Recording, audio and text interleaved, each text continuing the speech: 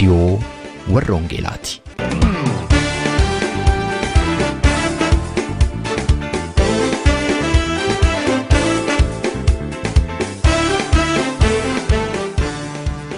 Reediyoon warra Wangeelaa tokkummaa waldooti Oromoo warra Wangeelaa Awurooppaatiin qophaa'e torbanitti si'a tokko guyyaa Sanbadduraa dhaggeeffattoota biyyootii gaanfa Afrikaaf naannoo isaatiif akka lakkoofsa sa'aatii Itoophiyaatti galgala sa'aatii 12 hamma sa'aatii 12:00tti dambalii gabaabaa kiilooheerzii 15,515 yookaanis meetir baandii 19 irratti dhaggeeffattoota kibbaaf giddugaleessa Awurooppaatiif immoo akka lakkoofsa sa'aatii giddugaleessa Awurooppaatti galgala sa'aatii 21 hamma sa'aatii 21:00tti dambalii giddugaleessaa kiilooheerzii 1,355 irratti kan isin qaqqabu tamsaasa Wangeelaati. Kun reediyoo warra Wangeelaati.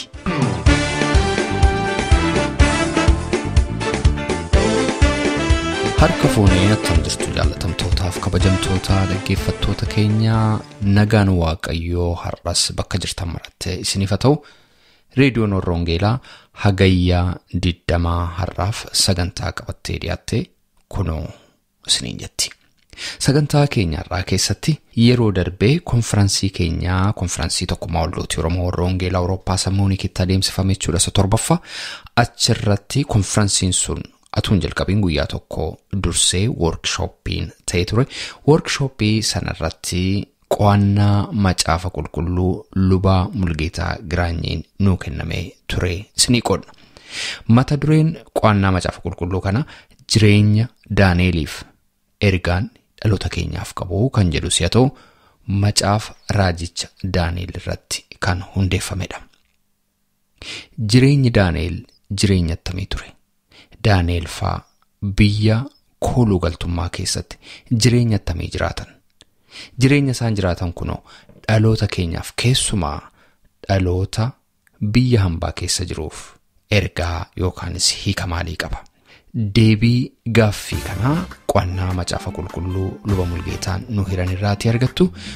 Qo'annaa macaafa qulqulluu kutaa 1ffaa faarfannaa kanaatti aansineetu isinii dhiyeessina. Egaa dhaggeeffattoota keenyaa hamma xumura sagantaa keenyaatti akka obsaan waliin taatan kan isin affeeruu qopheessaa raadiyoo warra Wangeelaa ana Robsan Makooti. Faarfannaa kanaan gara sagantaa keenyaatti ceena. Yeroo marasiin gammanaan waaqa kenna toltee hamma tullee hamtuun dubbannu dansaa siin jenna. Yennaa marasiin gammanaan waaqa kenna toltee hamma tullee hamaan dubbannu dansaa siin jenna.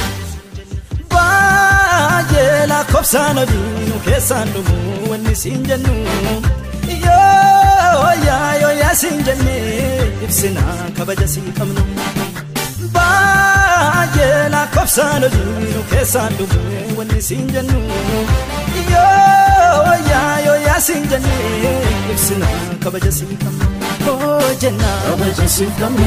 Oh jenna kabaja sii qabnu. Oh jenna kabaja sii qabnu. Oh jenna kabaja sii qabnu. Oh jenna galata sii qabnu.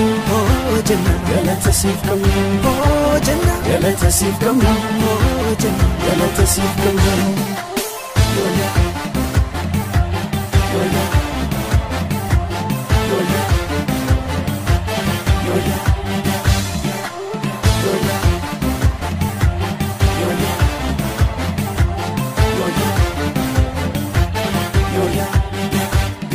Fichaan kenna kennuu didumidhaan dadhaabiin nan dubbatu kenna afaan.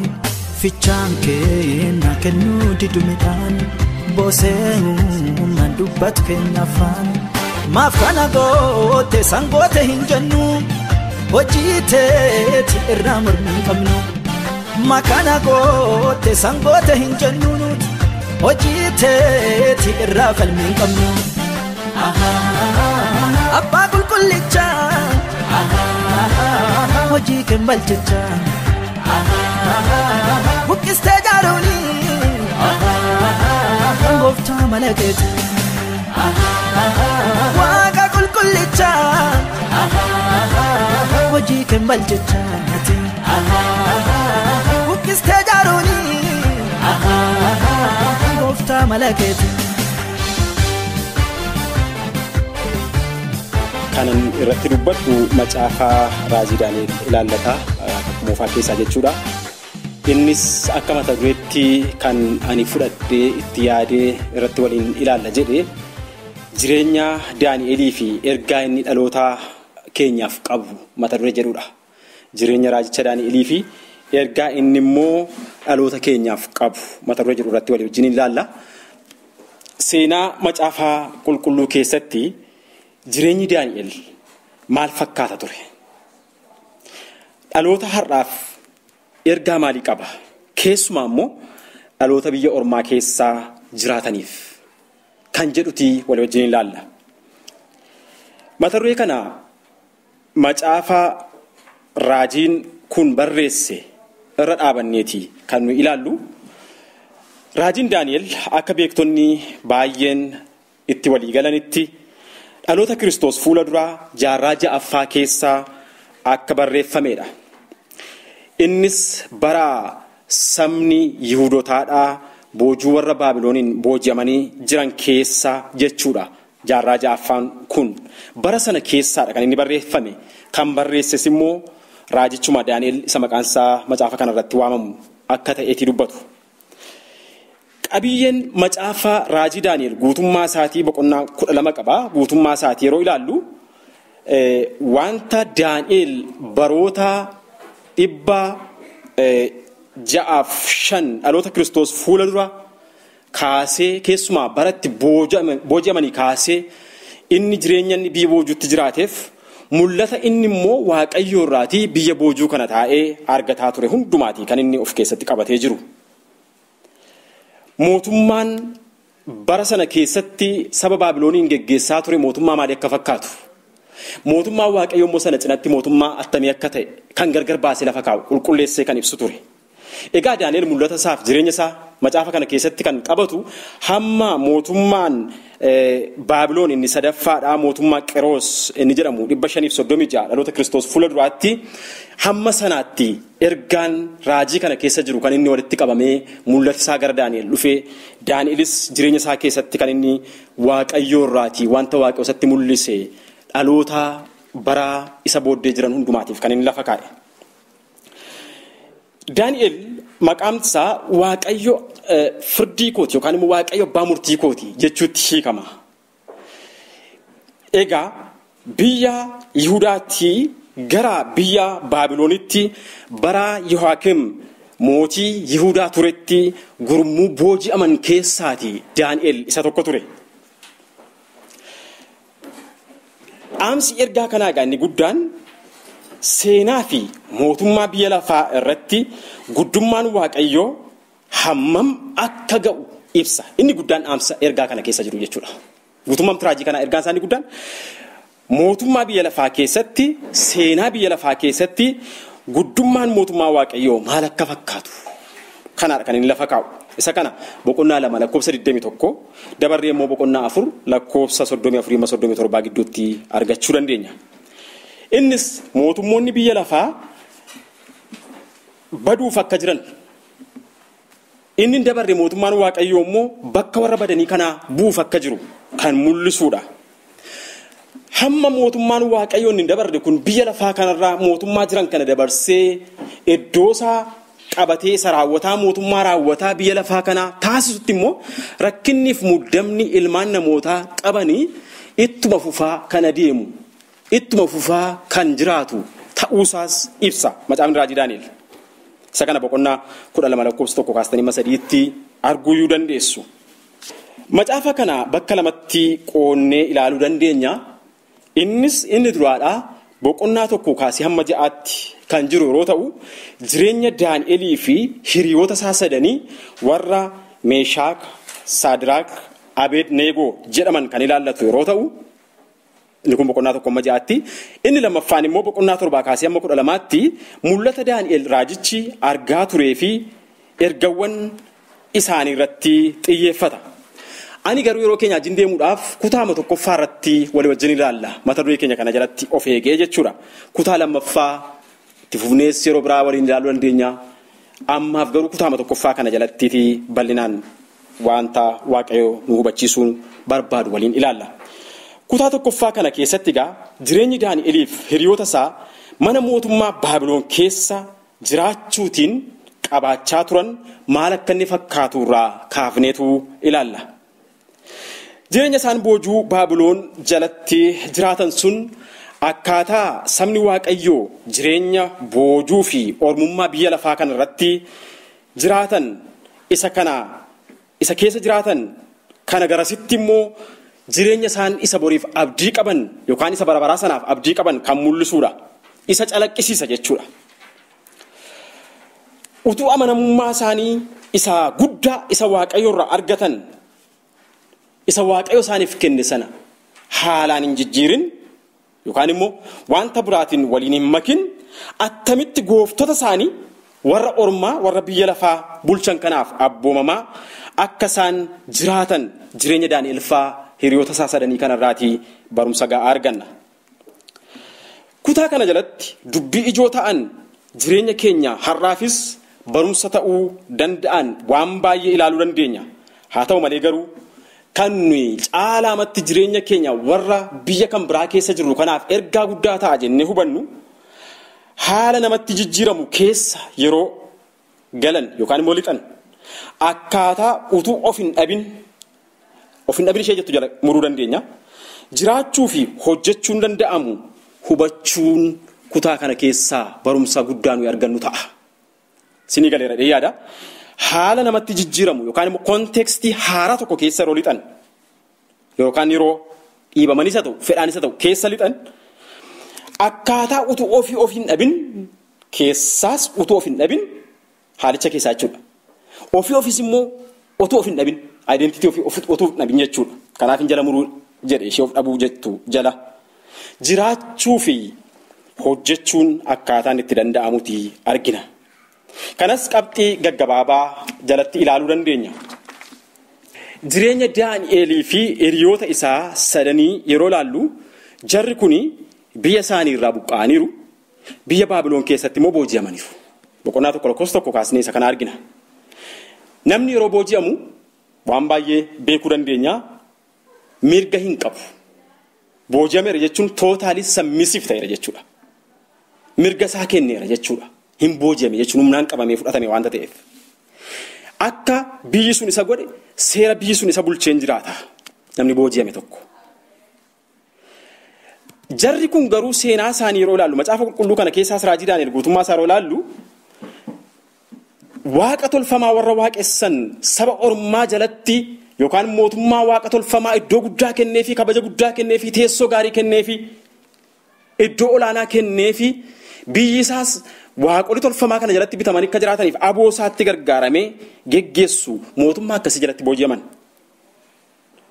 Wanti nama dhibu garuu haa booji'aman iyyuu malee jara kanaaf mirgi ga'aan immoo kennameeraaf.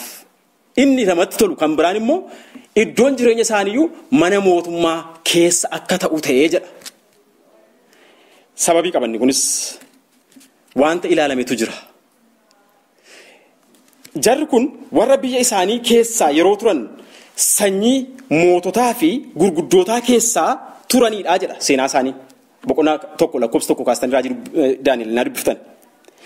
Itti dabalee immoo mudaa kan hin qabne turanii jedha. Itti dabalee immoo ogummaa hundumaa fi beekumsa qabu turanii jedha. Argitanii waan barbaadamu keessa jira jechuudha. Sanyii moototaa keessaa gurguddoota keessaa turanii mudaa warra hin qabne seenaan isaanii ilaalamee qoratamee immoo warra seenaan isaanii waan biraatiin waliin magne turanii beekumsaaf ogummaa gurguddaa immoo kan qaban itti dabalee barumsaafis immoo mataa kan qaban turan jedha. Sammuu hubannaatiif malu sammuu beekumsa argachuu danda'u sammuu waan barsiisan fudhatee bu'aa buusuu danda'u qabu turan jedha. Kanatti ilaalame jara kanarraa. Kanaaf jarri kun mana mootummaa keessatti akka isaan eegaman mana mootummaa keessatti yooma booji'aman iyyuu aboo boojuu jala jiraatan iyyuu mirgi akkasii kennamee fi akka isaan jiraataniif carraan isaaniif kenname. Egaa kun akeeka Waaqayyo silumaa jara kanarraa qabu ta'uu isaatii argina. mana mootii keessa hojjechuu akka danda'anitti barumsa waggoota 3tu kennameefi jedha lakkoofsa 3:5 dubbiftan boqonnaa tokko. Hin leenjifamanii jedha fakkeenyaaf caaffata biyya sanaatiif caaffata warra Kaliidotaa jechuudha fi akkasuma immoo afaan isaanii akka isaan barataniitiifiti waggaa 3 leenjiin kennameefidha. Biyya kanaati warri biyya kanaa beennaa haawus biilduungii jedhuuti. Haawus biilduungii nama tokko nama haaraa biyya kana dhufuu barachuu barbaade waggaa 3 barata. Waggaa 3 keessatti afaanis hojiinis kan wal qabatu yoo fite booddee hojiitti ramadamee hojiitti bahee hojjechuu danda'a jedhu.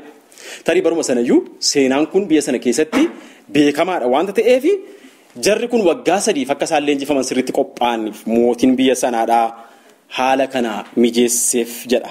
Isaanis waggoota 3 keessatti barachuufis mataa silayyuu qabu. Ogummaa fi hubannaa immoo Waaqayyo sila kenneeraa fi itti lixanii mati wanta isaaniif kennamu akka isaan argataa turan kutaa gara goodaatti arginu keessattis ilaalaa deemna. Lakkoofsa 6ffaa fi 7ffaa yeroo gadi buunee ilaallu kutaa boqonnaa 1ffaa kana keessatti maqaan isaanii iyyuu akka jijjiiramu godhe mootichi jedha. Maqaan isaan qaban iyyuu lakkoofsa 6ffaa fi 7ffaa kutaa keenya keessaati maqaan isaan qabanii jijjiirameetu inni isaan sila biyyaatti waamamanitu hin ta'in Daaniel, Mishaak, Shadraaq, Abdineegoon jedhu kun maqaa kan biraatu kennameef jedha. Daanieluma maqaa isaati. Maqaa isaaniitti geddaruutiin mootichi akka aadaa biyyichaaf akka seenaa biyya sanaa keessatti maqaa beekamuun akka isaan beekaman godhee jedha. Lakkoofsa 6ffaa fi 7ffaa isaan gidduutti warra Yihudaa keessaa kan argaman Daaniel, Hananiyaa, Mishaa'elii fi Azaariyaa turan. Hangafni hojjetootaa warra xu'aashii sunis maqaa isaanii geddaree Daani'eliin Beelxishaazaar, Hananiyaadhaan Shaadraaq, Mishaa'eliin Meeshaak, Azaariyaadhaan Abedneegoo jedhee jedha. Maqaatti geddaree jedha. Maqaatti geddaruun sun karaa biraa biyyicha keessatti jarri kun sirriimatti intigireet gochuun isaanii akka beekamuuf maqaa biyyicha keessatti beekamu fudhatanii biyyicha sabicha keessatti orma ta'anii kan ilaalamneef akka inni maqaa kana kenneef argina. Egaa kun tarsiimoo mootummichi qabuudhaa jechuudha. Mootummichi tarsiimoon inni qabu saba kana keessatti jarri kun impoortaantii ta'uu isaatu galeef waanta ta'eef maqaan isaanii sabicha wajjin walitti dhufuun sabicha gidduutti akka ormaatti akka isaan ilaalamne lammaffata immoo jarrumti kun iyyuu ofii isaaniitti sirriitti intigireet gochuudhaaf wanta jarichaa wajjin wal qabatu sabicha kaalidoota sana wajjin wal qabatu ofirratti qabaachuun akka isaan irra jiru haala yookaan tarsiimoo mijatee fakkaata. Akka namni yeroo booji'amu mirga gahaa dhabee rakkatuutti utuu hin ta'in jara kanaaf egaa haala boriif isaan qopheessutu mijateef jechuudha. Haala fuulduraaf biyyichaafis dhimma baasutu isaaniif mijatee jechuudha. Isaanis haala isaaniif mijate keessa kaan fudhachuudhaan kaan diduudhaan akka of qopheessaa turanii kutaa macaafa raajii kanaa keessatti argina. Inni guddaan diduufis fudhachuufis immoo isaan irratti hunda'aa turan wanti qabxii isaaniif ta'e dhimma eenyummaati. Isa eenyummaa jedhu kanatti lixu lubitas garaan boodarratti barumsa ga'aa kanarratti nuu kennu. Waa'ee eenyummaatiin kan wal qabatutu akka isaan ofii isaanii hin dhabne isaan taasise. Biyyichaaf qophaa'uu keessatti immoo waan barbaachisuuf immoo biyyicha keessaas akka isaan of hin dhabneef immoo ogummaa isaaniitu isaan gargaare. Isa kana waliin ilaallaa jechuudha. Egaa waa'ee dhimma eenyummaatti yeroo dhufu qabxiitiin waliin ilaallaa jedheera waan ta'eef qabxiin kun tokkoffaan eenyummaa eeggachuu isa jedhu kana jalatti mootiin Baabiloon dargaggoota kana hojii mana mootummaaf qopheessuu keessatti kan inni iddoo guddaa itti kenne yookaan immoo kan inni barbaade kan inni irratti xiyyeeffate integreeshinii qofa miti. Assimileeshiniis of keessaa qaba. Integreeshinii fi assimileeshiniin gargar beektu dhimma yaada. Integreeshiniin ummaticha keessa of gashanii aadaa isaa fudhatanii afaan isaas baranii wanta barbaachisaa impoortaantii ta'e hundumaatti gargaaramanii sabicha gidduu jiraachuutiin ofiitis ofii of beekanii jiraachuudha. Assimileet gochuun garuu ofii ignoor godhanii of dhabanii tootaalii sabicha keessatti of gataniima sabichuma gogaama sabichaa uffatanii jiraachuu jechuudha. Karaa biraa sabichuma ta'uu jechuudha karaa tokko liqinfamuu jechuudha assimileet jechuun. Aadaa isa tokkootiin eenyummaa ofii gadhiisanii itti liqinfamanii jiraachuu jechuudha. Kun fedha mootichi qabu keessaa tokko ture. Yeroo maqaattis geddaree jechuudha. Yeroo mana mootummaa keessattis iddoo addaa isaaniif kaa'ee jechuudha. Egaa fakkeenyaaf jarri kun yeroo mootichi waa'ee assimileeshinii kanaa akka inni karoorfatee jiru isaaniif galee wanti isaan godhan akkuma garraatti dubbadhe waan isaan gargaaru isaan isaaniif dhiyeessettiin isaan afeere keessaatii fudhachaa waan immoo isaaniif hin taane immoo keessaatii ignoor gochaa malumaan biyyicha keessa akka isaan jiraatan argina. Fakkeenyaaf eenyummaa nyaataan wal qabatu irratti maal ture akkaataa isaanitti deebii kennan isa jedhuufi eenyummaa nyaataan wal qabatu kana yeroo laallu Daani'eelfaan nyaata dhiyaateef akka geeddaramuuf yeroo isaan gaafatan argina. Lakkoofsa 8 irratti nyaata mootichi mana isaa keessatti dhiyeesseef nyaata mootiin namoota kunuunsuuf addaan baasee qopheessee dhiyeessuuf kana lakki nuyi kana nyaannu nyaati biraan nuuf geeddaramu innumti nuyi beennu wantumti biqiltoota irraatii qophaa'u yookaan veejiteebilii warra ta'anii nuuf dhiyaatanii yeroo isaan jedhanii gaafatan argina. Isaanii sanyii Yihuudootaati jarri kun haboojeman iyyuu malee. Akka seenaatti akka seera macaafa qulqulluuttis Yihuudooti wanta isaaniif abboomamaa ta'e qabu wanta isaaniif dhowwaa ta'e immoo qabu. Seera Lewwotaa boqonnaa 11 lakkoofsa 1 kaasnee hamma 47 irratti yennaa laalle seera Lewwotaa boqonnaa 11 kaasee hamma 47tti akkasuma immoo seera keessa deebii 14 3 kaasee hamma 20tti seera saba Yihuudootaatiif Waaqayyo dhaabetu jira. Isa kana nyaadhaa isa kana immoo nyaatinaa kan jedhe qaba. Egaa jarri sadan kunii fi Daani'el warri mana mootummaa keessatti kunuunfaman kuni nyaata mootummaan Baabiloon isaaniif qopheesse kana nyaachuudhaaf seerri kun jireenya isaanii keessaa iddoo guddaa qaba ture. Sammuu isaanii keessatti wanta isaanitti dhageessisu qaba ture. Diduufis fudhachuufis.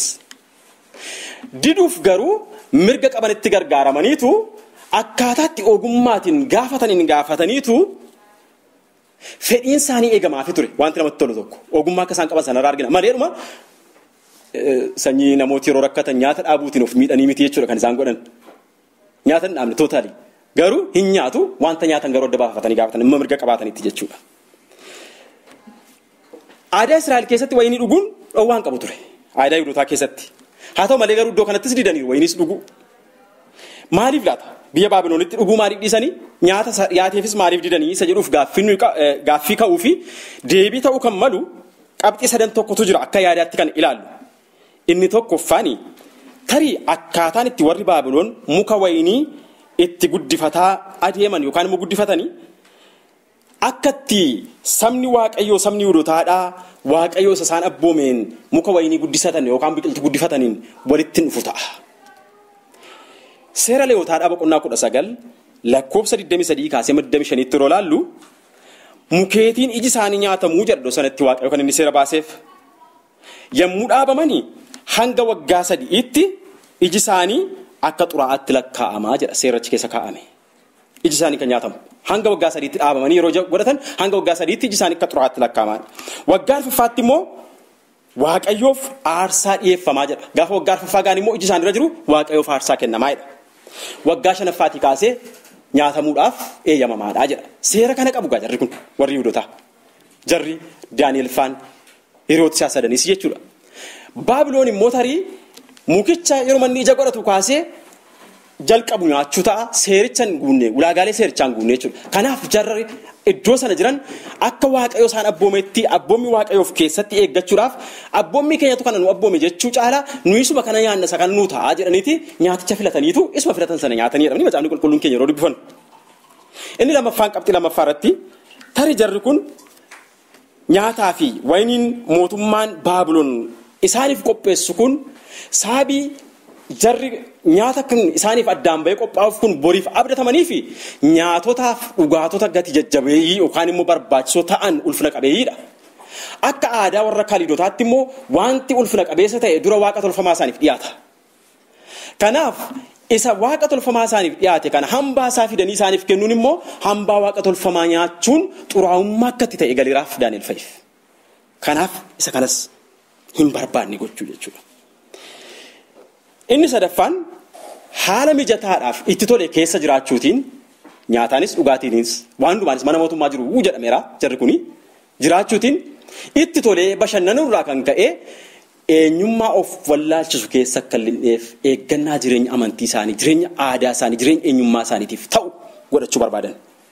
Kanaafidha kan isaan eenyummaa isaaniitti nyaataan kan dhufu irratti deebii akkasii kennanii isa mootiin qopheesseef sana dhiisanii isa keessa isaaniitti isaan mufachiifne nyaachuutiin akka miidhamnetti biicha keessa jiraachuutiin barumsa afaanis barumsa aadaas barumsa caaffatootaas isa isaaniif bor qopheessuu danda'u immoo itti fufuu kan isaan danda'aniif. Inni lammaffaa irratti ilaallu qabxii kana jalatti eenyummaa maqaa namaa kennameen wal qabatu irratti attamitti deebii kennan laata isa ilaalla.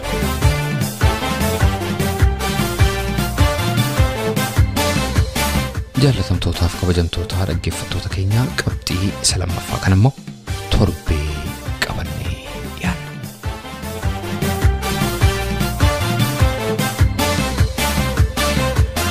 Gaddaan qaamnu si'i kenna abdii tagaammaadhaa sirraa burqamaddi. Gaddaan qaamnu si'i kenna abdii tagaammaadhaa sirraa burqamaddi. Kahindigaa amne nuuf galtee tawaadaa maal teena jennee hin jiraannu booda. Kahindigaa amne nuuf galtee tawaadaa akkam teena jennee hin jiraannu booda. Yoo namoota dhiitu kennan golgolooftu obaateeti jalaa nuuf baata duunnagaa. Namoota yoo dhiitu kennan dukkanooftu obaateeti jalaa nuuf baata duunnagaa. Kun reediyoo Warra Wangeelaatii sagantaan keenyaa itti fufa. Meetir baandii 19 yookaan immoo kiiloo heerzii 15,515 irratti guyyaa sanbadduraa galgala sa'aatii 12 amma sa'aatii 12:00 kan isinii darbu tamsaasa kana YouTube irratti, SoundCloud irratti, karaa Facebook akkasumas immoo karaa websaayitii keenyaa hordofuu dandeessu. Websaayitiin keenyaa maqaansaa www.uoece.org jedhama. Irraan isinii deebi'a. www.uoece.org jedhama. Dhaggeeffattootni keenya biyya Ameerikaa immoo itti dabalaan lakkoofsa bilbilaa 51324 irratti tola bilbiluudhaan akkasuma nu dhaggeeffachuu akka dandeessan isin yaadachiisa. Facebook irra jirra, laayikii nu tolcha, YouTube fi SoundCloud irras jirra, subscribe gochuudhaan karaa isinitti tole nu hordofuu dandeessu. Ayyee nuti ijoollee teeti qabeenyi kenna. Gara biraan laaluu takka sitti amannee. Ati eebba keenya lolaayyuu badhaanee. Akkamittiin caaluu mirga kennan beekna nuti. Nuti ijoollee teeti qabeenyi kenna. Gara dhibiin laaluu takka sitti amannee. Ati eebba keenya lolaayyuu badhaanee. Yeroo marasiin gammannaa waaqa kenna. Toltee hammaatullee hamtuun dubbannu dansaa siin jenna. Yennaa marasiin gammannaa waaqa kenna. Toltee hammaatullee hamaan dubbannu dansaa siin jenna. Baay'ee lakkoofsaan hojii keessaan dhumu wanni siin jennu. Yoo yaa siin jennee ibsina kabaja sii qabnu. Baay'ee lakkoofsaan hojii keessaan dhumu wanni siin jennu. Yoo yaa siin jennee ibsina kabaja sii qabnu. Jenna kabaja sii qabnu. Jenna kabaja sii qabnu. Jenna kabaja sii qabnu. Jenna kabaja sii qabnu. Jenna galata sii qabnu. Jenna galata sii qabnu. Jenna galata sii qabnu. Jenna galata sii qabnu.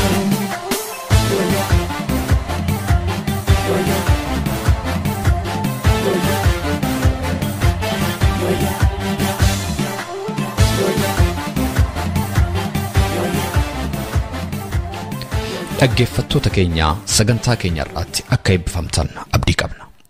Waa'ee sagantaa keenya gaaffii yookaan yaada yoo qabaattaniif karaa teessoo xalayaa keenya rwv@13 Oslo Norway jedhaatiin nu barreessaa yookaanis karaa iimeeyila keenya radiowarrawangeelaa@gmail.com jechuudhaan nu qunnamaa. Torbee sagantaa biraatiin hamma walitti deebinutti nagaa waaqayyootiin tura.